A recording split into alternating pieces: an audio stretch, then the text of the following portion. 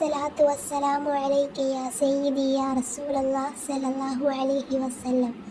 ഇൻഷാ അല്ലാഹ് ഇന്ന് ഞാൻ പറയാൻ പോകുന്നത് തഹജ്ജുദ് നിസ്കാരത്തിൻ്റെ വളരെയേറിയ മഹത്വത്തെക്കുറിച്ചിട്ടാണ്.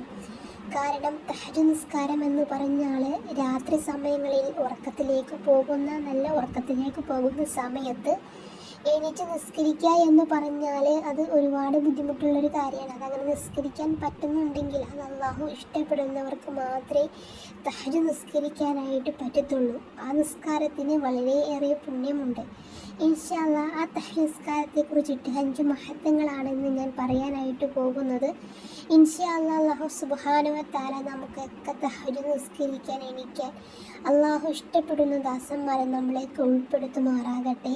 ആമീൻ യാ റബ്ബൽ ആലമീൻ. ഇൻഷാ അല്ലാഹ് തഹജ്ജുദ് നിസ്കാരം രാത്രിയിൽ ഉറങ്ങി എഴുന്നേറ്റ് നിർവഹിക്കുന്ന ശ്രേഷ്ഠമായ സുന്നത്ത് നിസ്കാരമാണ് തഹജ്ജുദ് നിസ്കാരം. രാത്രിയുടെ 2ാം പകുതിയിലാണ് ഇത് ഏറ്റവും ഉത്തമം.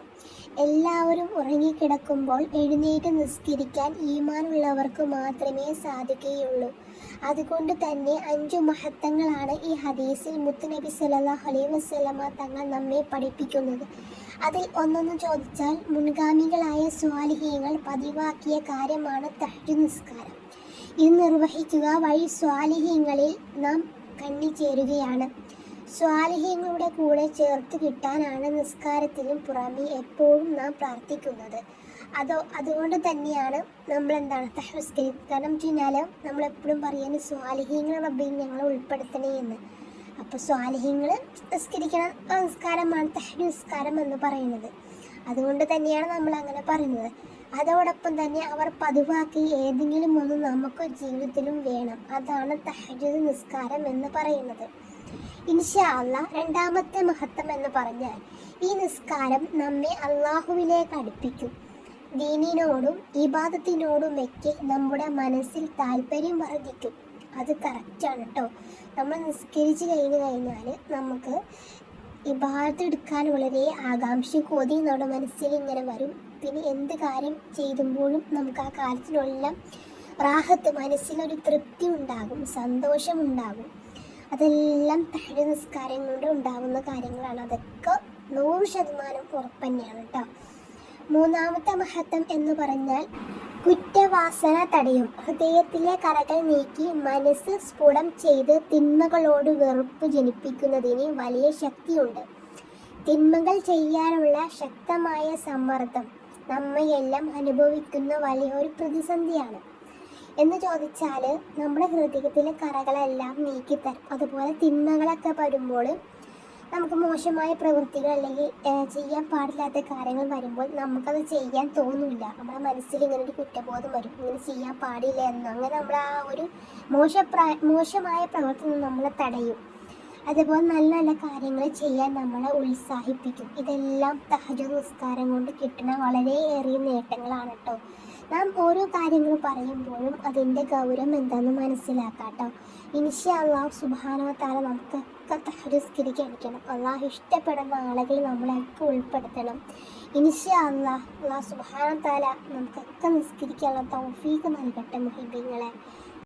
ആമീൻ യാ റബ്ബൽ ആലമീൻ. 4ാമത്തെ മഹത്വം എന്ന് പറഞ്ഞാൽ പാപങ്ങൾ പൊറുപ്പിക്കും. പ്രത്യേകിച്ച് ഇരുട്ടിൻ്റെ മറവിൽ അടിച്ചിട്ട മുറികളിലും ആരും കാണാതെ നാം ചെയ്തു കൂട്ടിയ ഒരുപാട് തിന്മകളുണ്ട്. എല്ലാവരും കിടന്നുറങ്ങുമ്പോൾ എഴുന്നേറ്റ് റബ്ബിൻ്റെ മുമ്പിൽ തല കുനിച്ച് തഹജ്ജുദ് നിസ്കരിച്ചാൽ കാരുണ്യവാനായ റബ്ബ് അവയെല്ലാം നമുക്ക് പുറത്തു തരും.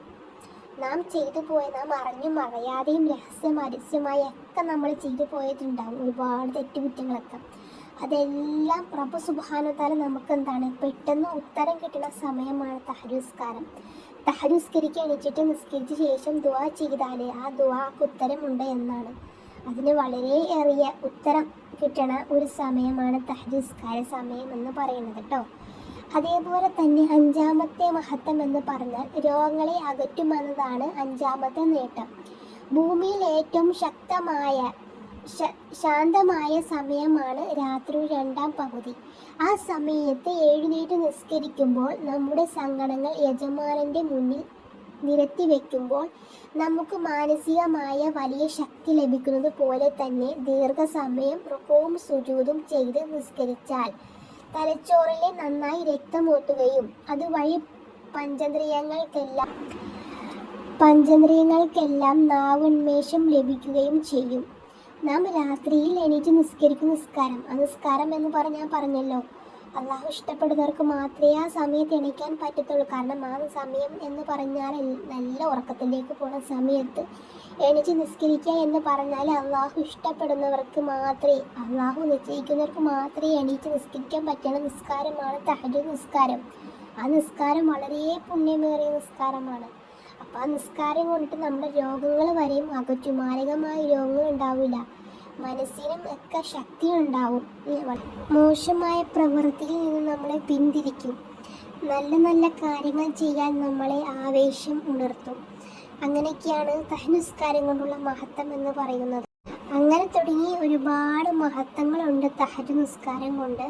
ഇൻഷാ അല്ലാഹ് സുബ്ഹാനഹു വ തആല തഹജ്ജുദ് നിസ്കരിക്കാൻ എണീക്കാനും അതേപോലെ തന്നെ അള്ളാഹു ഇഷ്ടപ്പെടുന്നവരുടെ കൂട്ടത്തിൽ നമ്മളൊക്കെ ഉൾപ്പെടുത്തുകയും ചെയ്യുമാറാകട്ടെ.